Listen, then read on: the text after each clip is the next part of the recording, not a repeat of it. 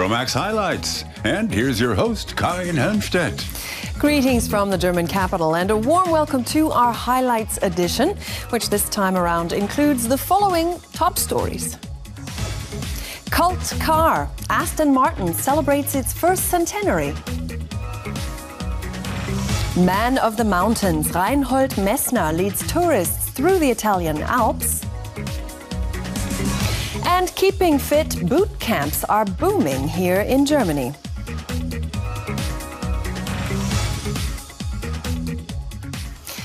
Well, most people will remember the Aston Martin as the sports car of choice for Britain's Agent 007, otherwise known as Bond, James Bond.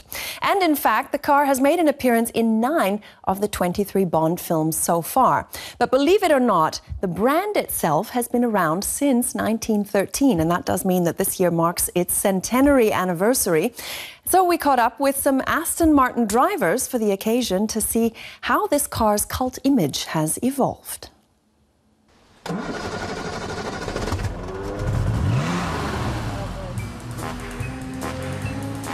It's the grand entry of an automobile icon. The Aston Martin DB5, released in 1964 and made a legend by a certain spy on Her Majesty's Secret Service.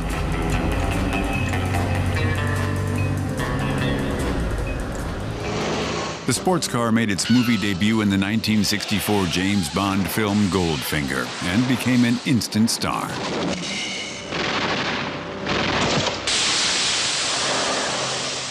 It is a joy to drive, but it gives a lot of pleasure to a lot of people, because every time you stop, people chat and talk. And Aston Martin owners are very lucky, thanks to James Bond. Many scenes in Goldfinger were filmed here in Stoke Park, near London. And it's where Britain's Aston Martin Owners Club is celebrating the car maker's centenary.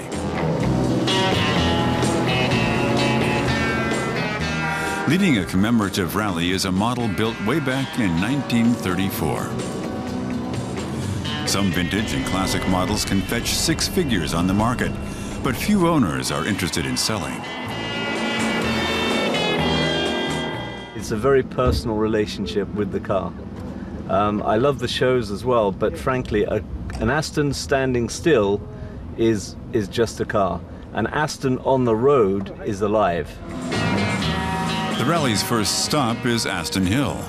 A plaque commemorates the victory of a Bramford and Martin in a mountain race in 1914. The car maker later changed its name to Aston Martin. It just actually brings the history to life. It's amazing. The firm's founders, Lionel Martin and Robert Bramford, built winning race cars during the 1920s. That provided the springboard for their commercial success. Aston Martin gained an army of fans right up to the royal family. There were hundreds of car companies in England before and after the First World War, and most just died.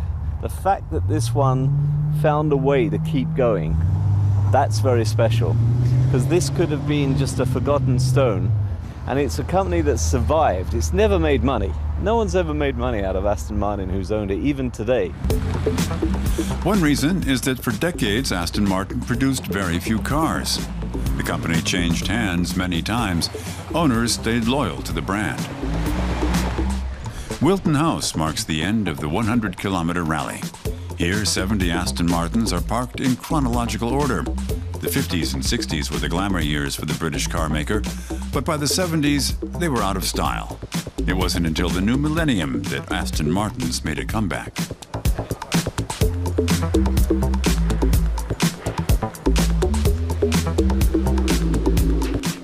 It doesn't matter how old they are, whether it's a C plate or it's a brand new plate, the style is just unforgivable. You know, you can't imagine them in any other car, can you? It's just something different.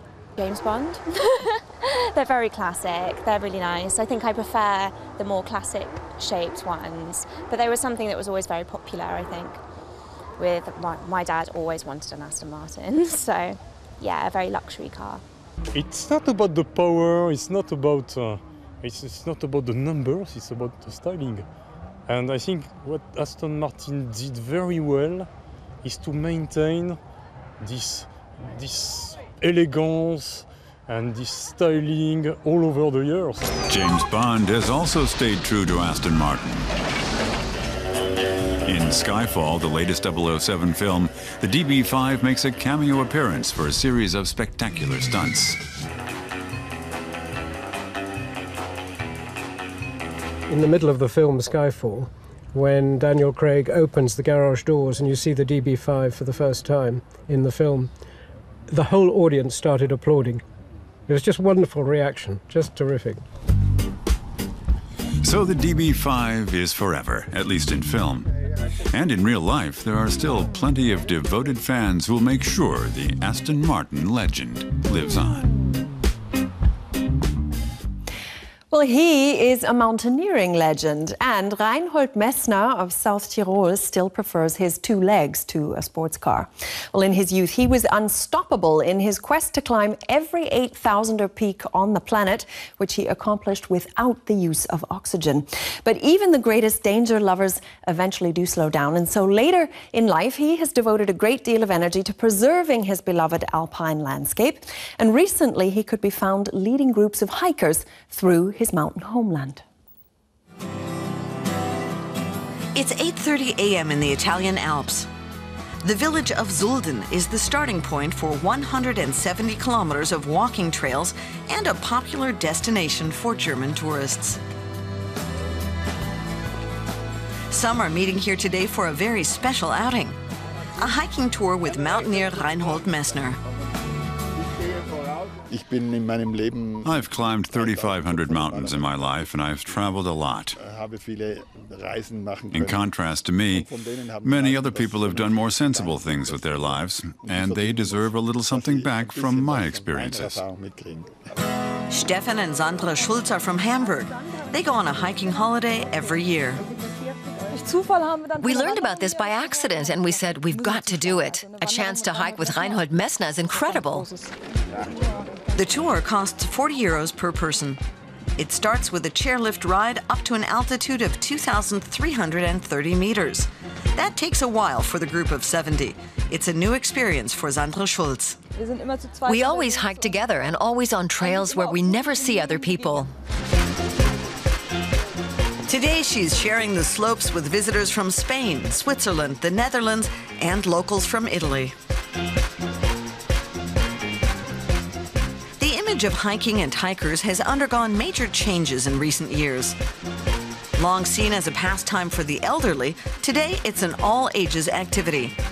50% of Germans under 16 say they love to hike. It makes me happy that hiking is enjoying such a boom at the moment. To take in such wonderful landscape at walking pace is a rare chance to regenerate both spiritually and physically. Extreme mountain climbing probably isn't very healthy, but hiking is healthy and good in every way. And when more and more people do it, they find that inner satisfaction.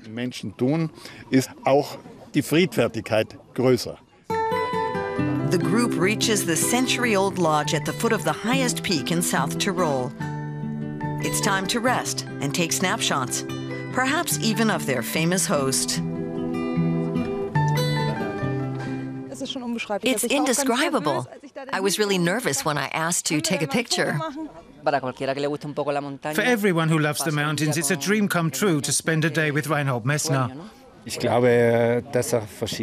I think he's taken a number of things on and seen them through with incredible commitment and toughness. Reinhold Messner has conquered the world's highest mountains, and he was the first man to climb every 8,000-meter peak without oxygen. In 1970, he lost his brother during an expedition in the Himalayas, but he continued his travels, crossing Antarctica and China's Gobi Desert. He's written countless books over his adventures, but he's kept a strong connection to his native South Tyrol. In 1995, Messner opened the first of 5 museums dedicated to mountaineering, although critics say they're an exercise in self-marketing. Messner has used his popularity to promote the region and recreational hiking, but he rejects extreme mountain climbing for beginners. At my age, there's no way I'll be climbing in any method that's not my own, like using Sherpas where one pulls and the other shoves. That would be embarrassing. I'd rather go climbing here and be my own boss. The walk back to the village is a chance to enjoy nature without the pressures of a mountain conquest. The level of danger is so great that it would put me off. I'd rather stick to hiking. It's safer to simply listen to Reinhold Messner talk about his many adventures. Well, no holds barred in this next report, and security is for the birds because it's time to get our heart rates up with the latest training fad to hit Germany. Boot camp, in true military style, has become the workout of choice for many folks whose workday revolves around a desk.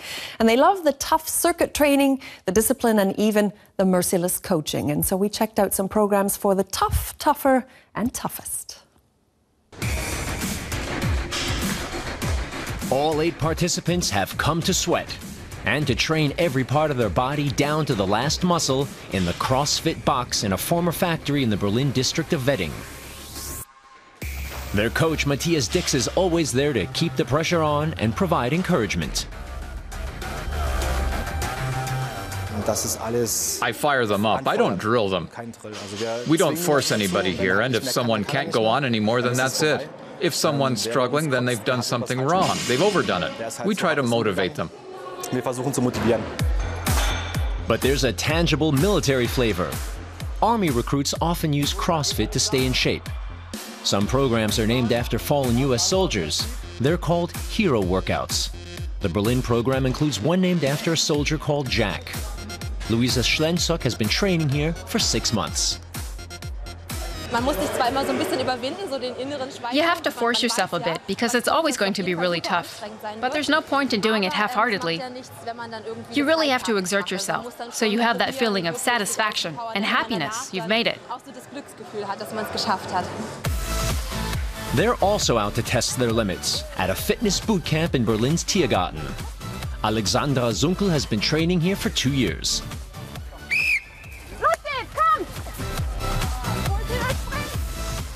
I don't really like gyms. I find them too monotonous. I like the atmosphere here.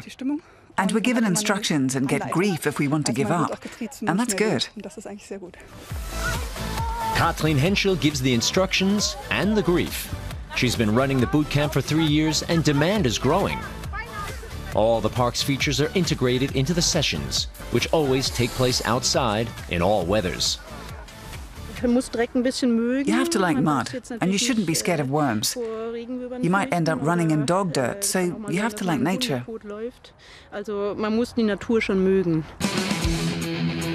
You can't be squeamish if you sign up for the Tough Mudder obstacle course. Some 4,800 people competed in this international event the first time it took place in Germany. It was a 16-kilometer stretch featuring 19 obstacles. One of the challenges was to sprint through a field of live wires. Well, we're all pretty much just pencil pushers, and we wanted to spice our daily lives up a bit, so we signed up. We also wanted to prove that we're not retirees yet. It's quite a challenge, but it was one of the coolest experiences I've ever had to do in a team. Such extreme challenges help liven up the daily grind, and that's what makes them so popular, says sports psychologist Thomas Teubel. If I delegate the willpower I need to run fast or lift something heavy, then it becomes easier to concentrate on what I want to do. That's the exercises. So willpower and motivation are sort of handed over to someone else. I relinquish a certain amount of control. CrossFit was developed by an American called Greg Glassman in the 1980s, but it only really took off about 10 years later when the police and army started using it. The bodybuilding and endurance program then took Europe by storm. I came across it in Afghanistan when I was in the army. We did it a lot with the Americans. They pointed out that I wasn't that fit and could get fitter. That's why I started doing it. They've made it after 20 minutes of hard slog. For a moment, you're totally exhausted, but then it feels great. It's always important to do cooling down exercises to prevent injury, and afterwards, the CrossFitters have got a barbecue to look forward to. Well, Matteo Thun is one of the most sought-after architects in the world. He's a winner of countless awards, and he can design pretty much anything from a bottle to a building. And yet he rejects any kind of hype around his own personality and firmly refuses to sign his name to much of his work. Well, based in Milan, he recently scooped up yet another accolade, which was a prize for wine architecture. And that underscores once again his mastery of elegance and understatement.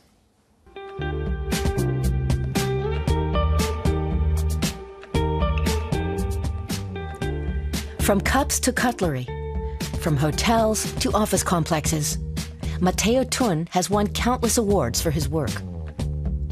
But most of his products do not bear his name. The South Tyrolean architect likes to remain anonymous. Take these mineral water bottles, for example. This is an example of no design. Nobody will ever know that the bottles are by us. The 61-year-old Matteo Thun works with his young staff of 50 in the Italian city of Milan. He's been in the business for 3 decades. A recently published photo book documents his work. It includes 20 tiny houses known as wineries, built for a vineyard on the Moselle River. Made of locally mined slate, they were recently awarded the German Wine Architecture Prize. The idea was to use the smallest possible measure, smaller than the surrounding apple trees, for many tiny houses. For example, you see here the interior is like a monk's cell. You can enjoy the wine, eat very well, and then you sleep in this tiny room. Thun has created some design classics, like these espresso cups. Or this oil and vinegar set he designed in 1978 for Milan architect Ettore Sozzas. In the 1980s, he was co-founder of the design group Memphis as a reaction to the soulless modernist doctrine of form and function. Matteo Thun has had his own studio since 1984. He doesn't see himself as an artist or a designer. He wants to be called an architect. He doesn't think much of personality cults. This ghastly term, star designer or star architect. Today, every hairdresser is a star. It's better to focus on the little bit that you can do. Matteo Thun starts every project with a drawing. His latest project is vases made of Murano glass. He created this knife for a German company with his partner Antonio Rodriguez. This shape is archetype. Yeah. You cannot say this is designed by somebody. It's designed by the fingers, it's designed by the man who has to cut. These days, Matteo Thun focuses mainly on large buildings. The Side Hotel in Hamburg, a collaboration with artist Robert Wilson, was named Hotel of the Year in 2001. His Vigilius mountain resort in South Tyrol has won several awards. Thun says everything should be cast in one mold. That's why his team designs everything from the walls to the spa. To understand the soul of a place means the nature, the microclimate, the wind, what direction the rain comes from, where does the sun rise, where does it set. An architect has to understand all of that, and then the architecture creates itself. For example, this commercial complex built in 2009. It's Milan's first building with air conditioning run on geothermal energy. Environmental issues are important for Matteo Thun. The life cycle of an object, whether it's a glass bottle or a house, has been the main focus for years, and we're trying to push the limits here. It's not about greenwashing, but about our firm conviction of sustainability. It's an approach that reflects the spirit of the times, and it's in demand worldwide. Matteo Thun will soon be opening a studio in China. Well, our next protagonist has never been a fan of walking or driving and even cycling to get all of his errands done on those cobblestone streets of Dresden was not to his liking. And so Jens Thieme simply invented a brand new vehicle, and he came up with an electric-powered scooter. Now, the former insurance salesman hopes that it will take off as more and more people are looking for e-powered transport alternatives, and his prototype Scruiser can hit speeds of up to 25 clicks per hour. The Scruiser looks like a big scooter, but it's not for kids. Powered by an electric motor, it can zip up to speeds of 25 kilometers per hour. It's allowed on bikeways and even sidewalks in Germany, not just on the street. Dresden-based business consultant Jens Thieme developed it.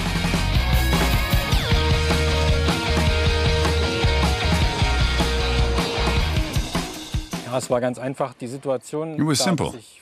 Walking bugged me, and driving a car was even worse, especially for short distances in town. I needed something that suited me. Cycling wasn't my style, and it had to be different from what you see on the streets. The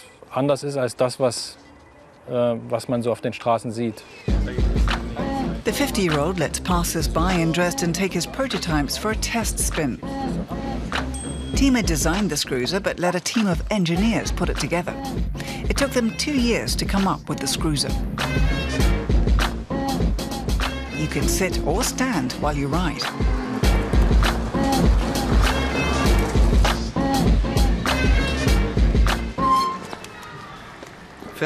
It's cool and fun like a skateboard, but way faster.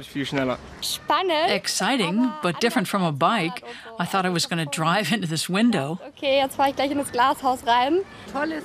Great to drive, great. Guaranteed fun. Doesn't keep you fit, though. Like an electric bicycle, the electric scooter has an impulse drive. It knows how much speed the rider is generating and multiplies this. All of the parts are made in Germany, but the name was inspired by some English words.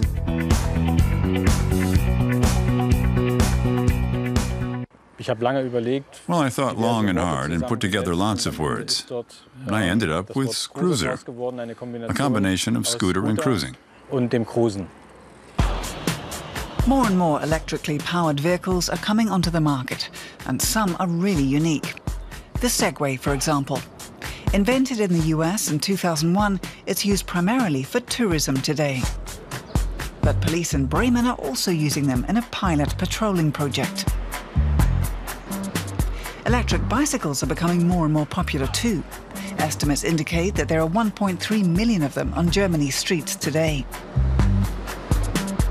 The deputy head of the Berlin Agency for Electromobility, Thomas Messner, predicts that in 2 decades, about half of all bikes will be electrically powered.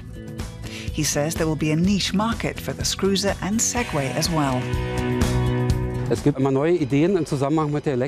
There are always new ideas regarding electromobility, and that depends on what electric vehicles offer.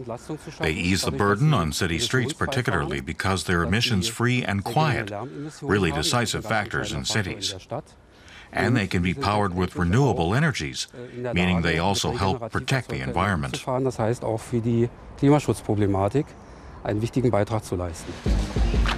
But electric vehicle technology comes at a price. The Scruiser sells for around 4,000 euros.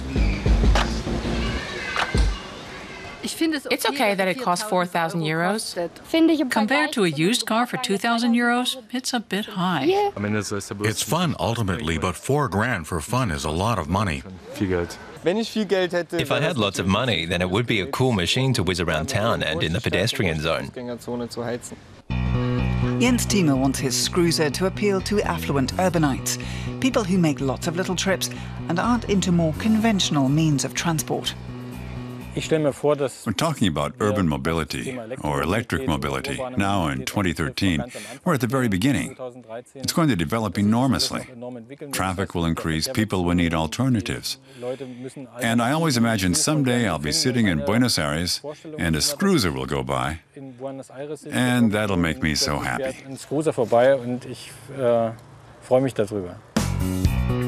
The This cruiser will be available in shops from May next year. 60 orders have already come in from around the globe.